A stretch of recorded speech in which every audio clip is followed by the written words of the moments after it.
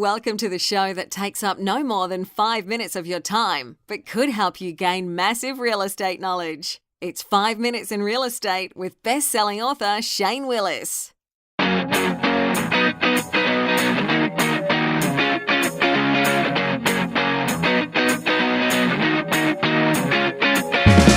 Hello, it's Shane Willis, Pensacola real estate expert, bringing you today's episode.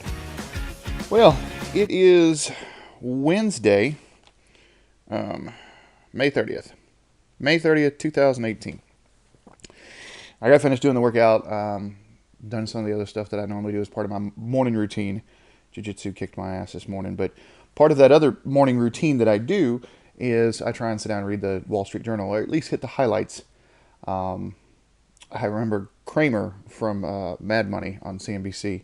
He made a statement, 10 years ago, that's always stuck with me. He said, if you read the Journal, even if you read that left column of the front page, you will know more than most people do. Because that's almost like the index of what you can see in there. But I usually try and flip through it just a minute. I'm still a little old school. I like to actually get the physical paper, although I have the digital version, so when I'm out of town or leaving, I can still keep up. So today I was flipping through the business section, and of course, if an article is titled, Buying a Home, It's a Process, I'm going to stop. I'm going to stop and read it. And this was from Mr. Matthew Hennessy. Yeah, Matthew Hennessy. He wrote this. Mr. Hennessy is an associate editorial feature editor at the Journal. So he's one of the editors that wrote this story about his experience buying a property. And what I'm going to do is, it's not a long article. I'm actually going to read most of it. But I took some exceptions with some of it. Some of the assumptions that were made and some of the, I don't know how you would say it, some of the baselines that they've put in the argument to is a faulty baseline. And so when your argument is that way based on faulty, it just doesn't work. So I had a little bit of trouble with this Journal article, and I will probably write this, and I will probably write the Journal about it too. We'll see what they say. Anyways, here's the quick story. My wife and I just bought our first house. Congratulations are customary on such occasions, but I'll take your sympathies. Okay, that starts with a negative connotation. When a seller accepted our bid 2.5 months ago, all our friends said the same thing about getting a mortgage and closing a deal. It's a process. Remember, that's the title of this article. It's a process. So he tied everything back into that. It's a fantastic journalist that does that. If I heard it once, I heard it 10 times. Closing on your house is a process, but you'll get there. I'm 44, which is a little late for a first-time home purchase. I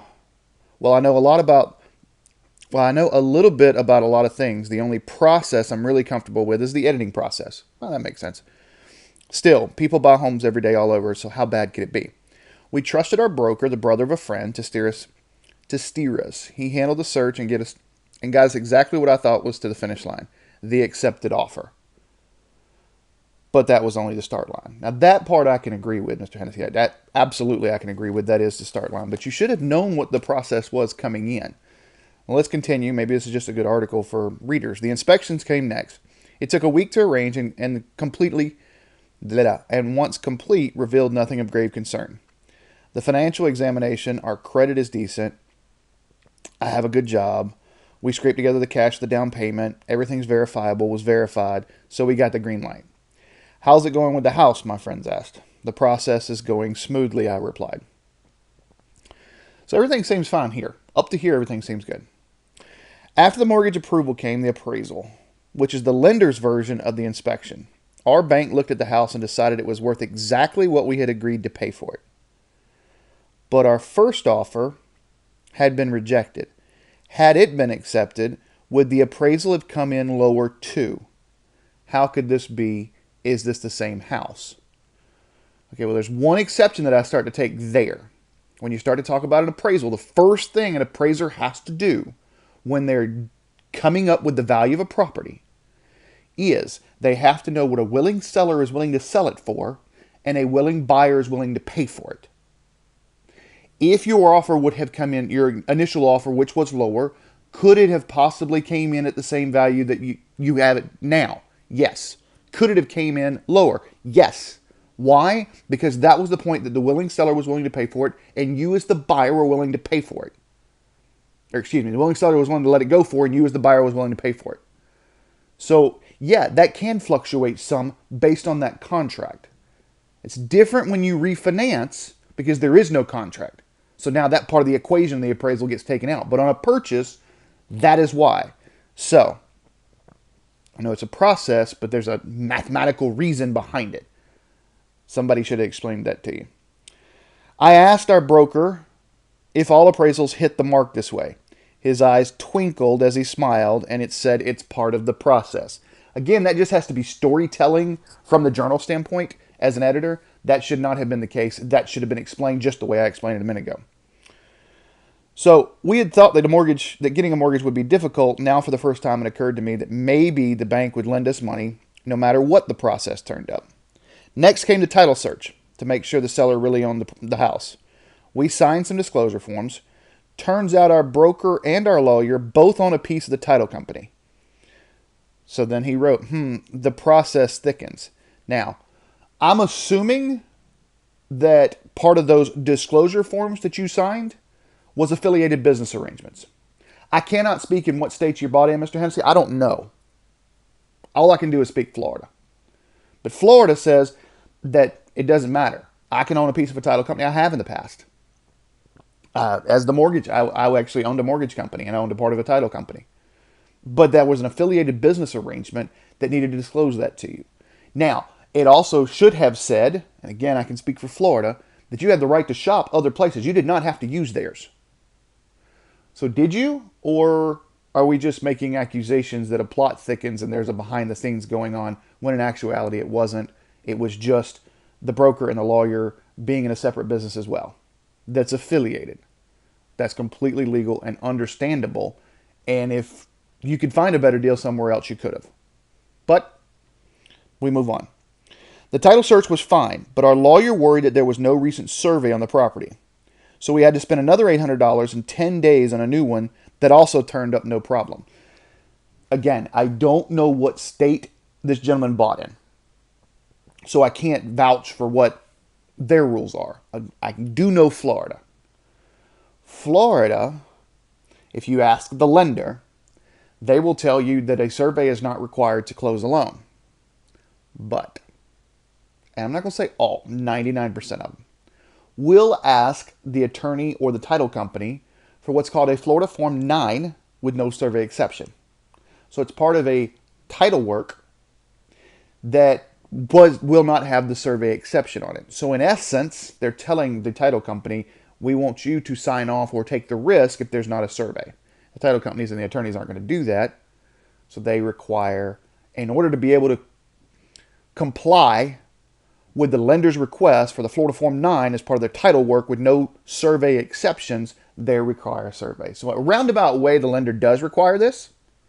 It's also good to have if you start to have disputes. But I understand that if they want to explain to you, that's why. So your process is, here's why. Okay, I can see the little frustration there.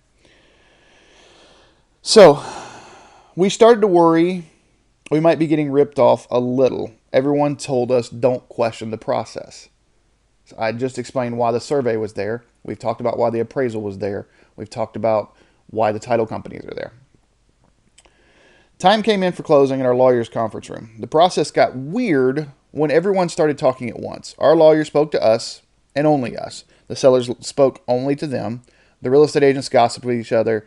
The lady from the bank chatted with the guy that came in from the copier. I do understand how that's, if it is a first-time home buyer, I get how that would be a little confusing, especially since you have two separate attorneys. We don't deal with that here in Florida, so I just can't even speak to that. Normally, that's one person handling the closing for both sides, but a lot of times both sides are not at the table at the same time. So I'll just give you that one. Amid our crosstalk, our lawyer told us that the bank would sell off our loan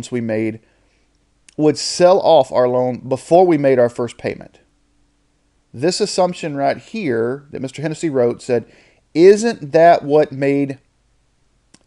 sank the economy in 2008, I asked. He shrugged and pushed another paper in front of me. That is an all or nothing fallacy. If you want to talk about logical fallacies, that is an all or nothing fallacy.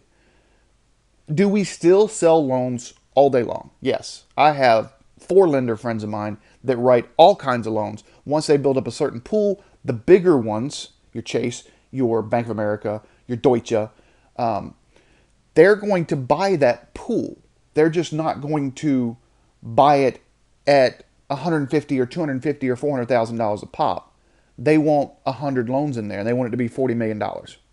Then they'll buy the pool. It doesn't say that that pool is all bad loans. And that's what you were referencing in the "isn't that what sank the economy in 2008? Somebody would buy something and sell it off." It doesn't, no.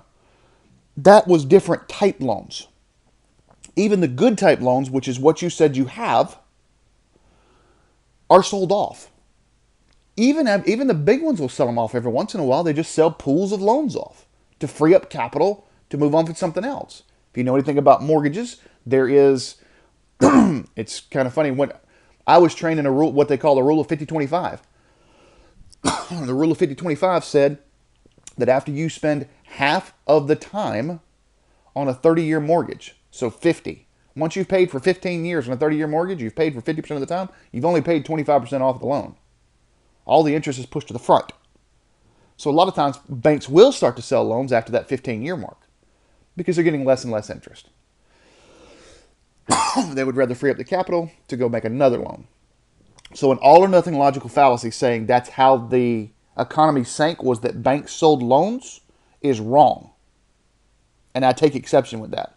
That is something that really should have been explained to you.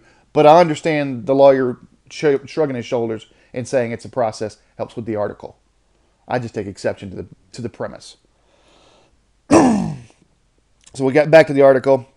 He said, the attorney shrugged his shoulders and pushed the paper in front of me. As I signed my name, I turned to my wife and said, it's a process, which she already knew. Okay, so that was the article.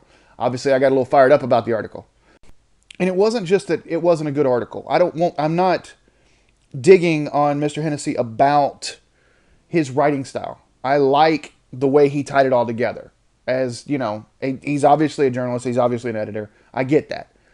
What I take exception to are the questions that were raised based on premises and possible accusations, meaning is that how the economy tanked, without coming out with the rest of the facts. I just kind of took exception to. So, all right. I got to calm down now. I'm going to go sip on some more coffee or something. All right. That is all I got for you today. In the notes, I'm going to see if I can't copy this article and put it on our blog there so that you can see what it was there, and I may even put my comments on it. I may take some time today and put my comments on there. Anyways, if you have not subscribed to get our tips, tricks, graphs, articles like this, little rants every once in a while, get over to 5minutesinrealestate.com. That's 5minutesinrealestate.com. Also, if you've not subscribed to the podcast, we are on iTunes, Google Play. Looks like SoundCloud finally got up.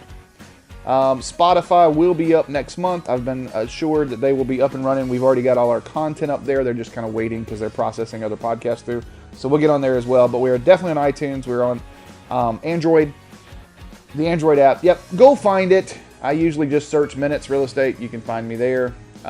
Get subscribed to whatever player of choice you want. Give us a thumbs up. YouTube was another one. I actually have a whole channel there on YouTube that's nothing but this podcast. So get us subscribed. That way you can keep up with us. Finally, if you found any value in this or any other episode, the one thing I always ask, I never ask you for any money for these. I do, however, ask that you share it on social media. Sorry about the rant this morning. Have a great Wednesday.